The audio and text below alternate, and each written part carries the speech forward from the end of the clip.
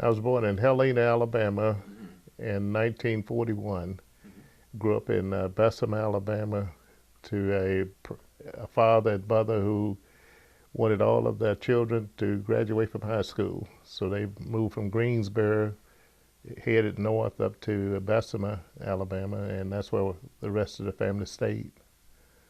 Which means if that numbers are and they are correct, you were in the height of all the strife in Birmingham in the early to mid '60s with Bull Connor and all that. Yes, we lived the life, the segregated life in the Birmingham, Bessemer area. Mm-hmm. And I think by talking to my father and asking him to explain things to me, he was one of these people that didn't like sharecropping and farming. And he said the first opportunity that he got a chance to leave, he would leave.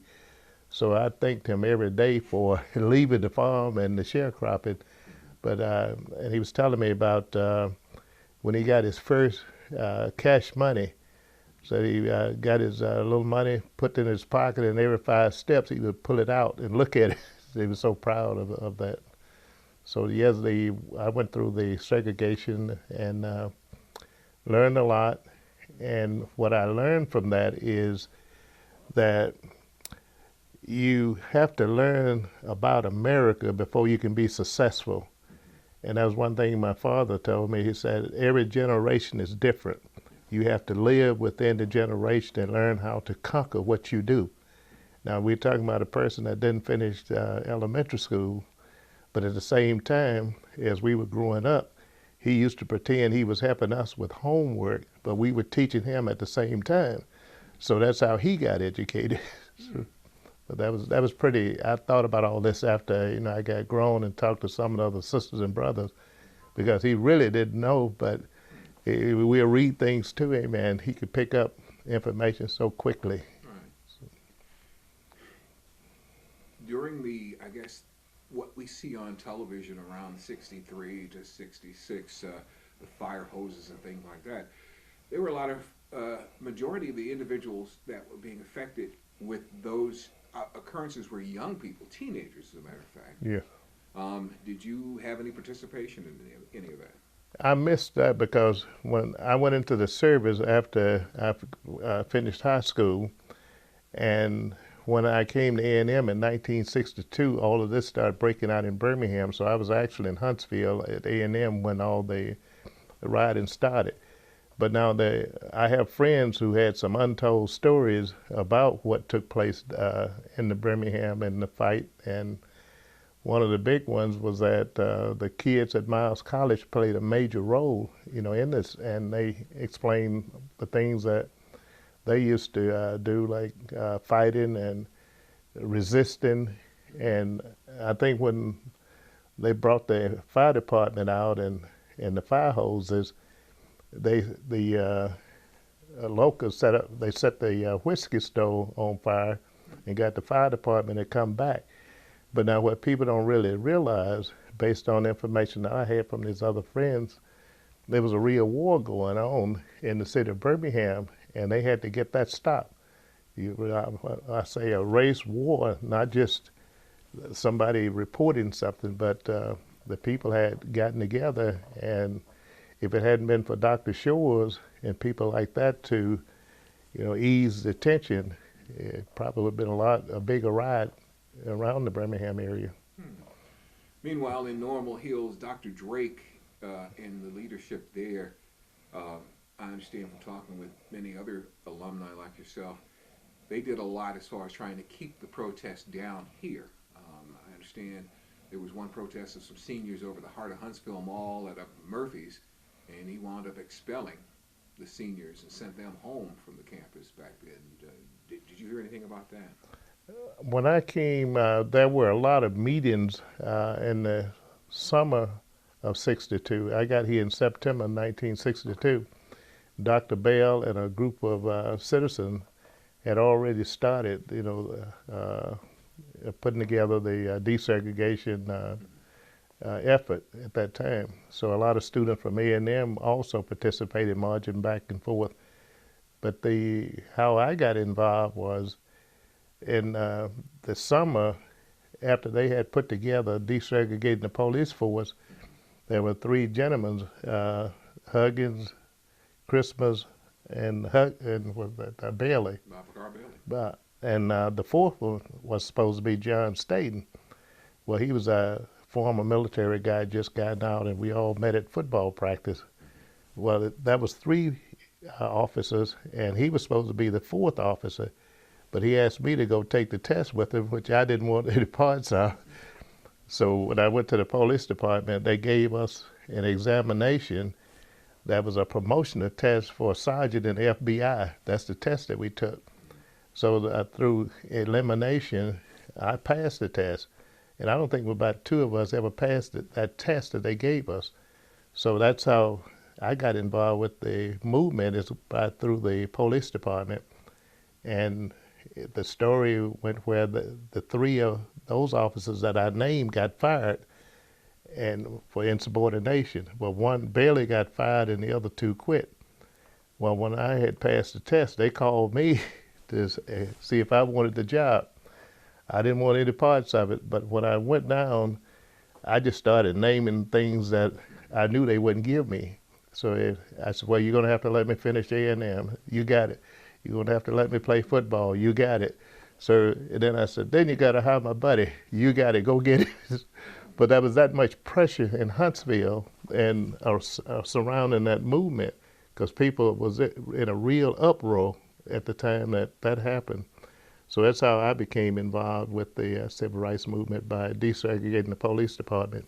Ironically, my first Black History feature was Bob Carl Bailey, the February 1st of this month. I talked with his daughter about him. How was being a patrolman for Huntsville City?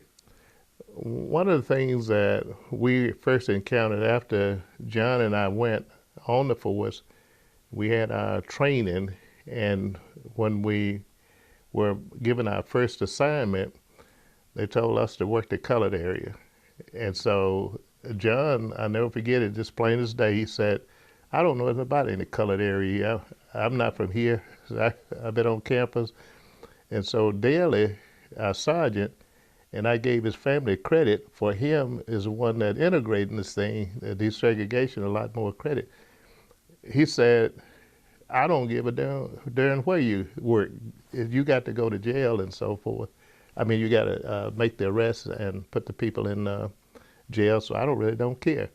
So what we did as two black officers, we rode around town, and by the end of the night, we had about 35 complaints on us based on the things that we did, carrying out the law enforcement.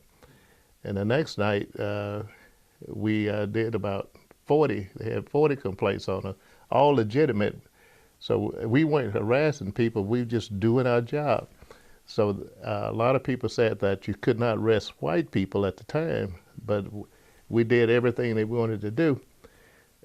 So the third night, they came in and they broke us up, and we asked why. And the Sergeant Daly said, the chief of police said, you boys will never work together again as long as you're on this force. So that's how they broke it up, and we went on from there. Mm-hmm. Tell me about your transition back to the U.S. government. When there were no promotion potential at the time, so the Redstone Arsenal opened up, and I applied for a job out there. So the chief asked me why I was leaving. So I said I wanted to be chief and couldn't be chief, so I'm going to Redstone Arsenal. So we went out there, and I started teaching electronics, missile systems at Redstone, and that paying out, got a chance to go overseas twice by working for the government, and it turned out really, really good. You had a rewarding experience organizing and leading in various organizations, including fraternal groups. Tell me about your involvement with your fraternities and leading up to the creation of Alizar. When the people that we had in these organizations were great leaders. For an example, when I joined the fraternity at Alabama A&M. I became a member of the grad chapter. So here I am sitting in a meeting with John Cashin, Brandon, and all of these real leading, Clyde Foster, and all these, would say, well-learned individuals. So I'm sitting there as a young man looking at all this, said, I can't believe I'm in the room with all of these great people. But it was a good training ground in the fraternity where they taught us a lot, and it made us able to function anywhere we went, to deal with anybody. So I went through that and joined the Masonic Order, and I met a lot of another group of individuals. And so as you progress, there were so many people to teach you things, but now they always been a good listener. And so if you listen to all the information that they would give you, then you didn't have to go read a whole lot of books because they had already experienced it. And by transferring it to me and just listening, to what they had to say, that helped me to be as successful as I am. Now, I'll never forget that Clyde Foster told me, and he was one of my mentors in government, he said, you can be right all the time, but they're going to make you wrong eventually. So you need to stop being right. So at the time, I didn't understand what he was really saying because he used to talk, that way. And so I finally figured out, yeah, you can go in and say, this is wrong, that's wrong, you need to do this. But sometimes you need to be quiet. You can win too many battles, is what he was saying, and people would team up on you. 1977, and the bringing Al-Azhar Temple 195 here.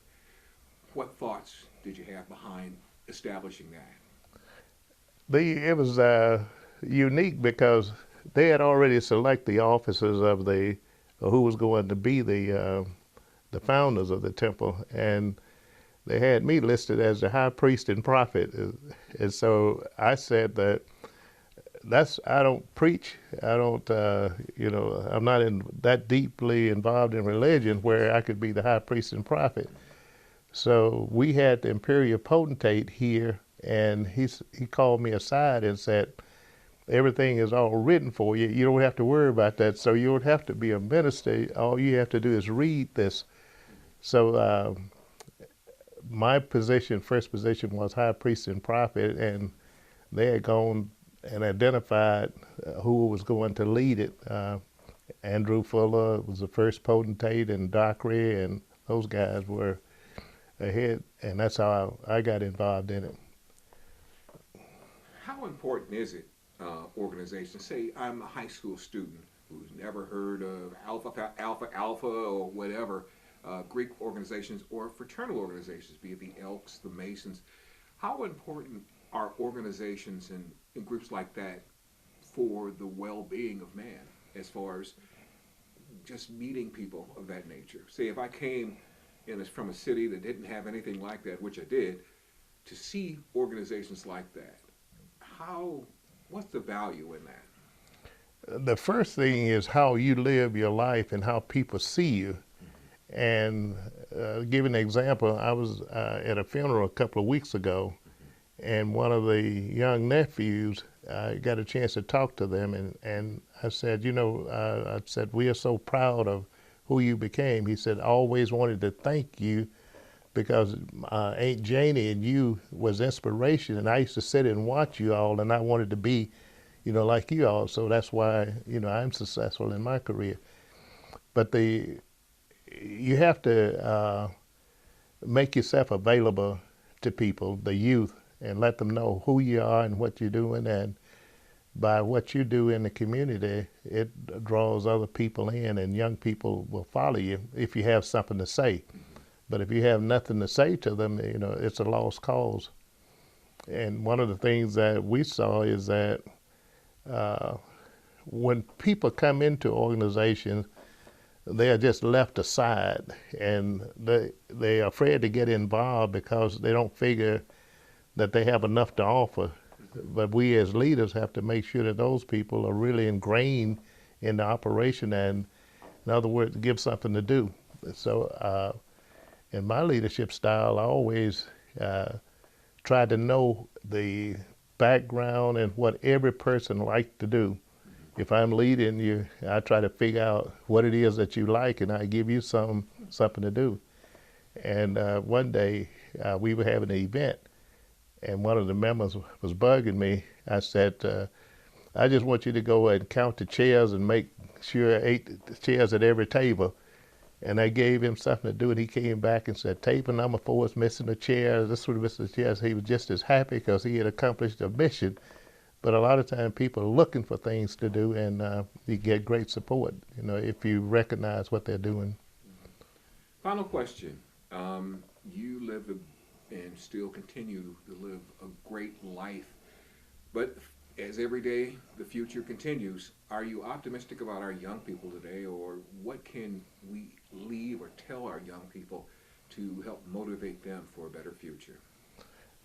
I use this example. I was talking to a group of young men, and they didn't want to hear anything I had to say.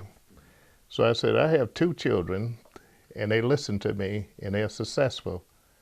Now, if you want to be like what I've already done, here's an example. But if you want to go your way, you may not be as successful as you think you would. And you try to explain covers as much as you possibly can and show them the right way and hope that they will, follow what you're saying. And the greatest thing to me is for that in my life today is to meet young people who have told me that I've had an effect on their life and how they're carrying themselves, and they're successful because of some things that they heard.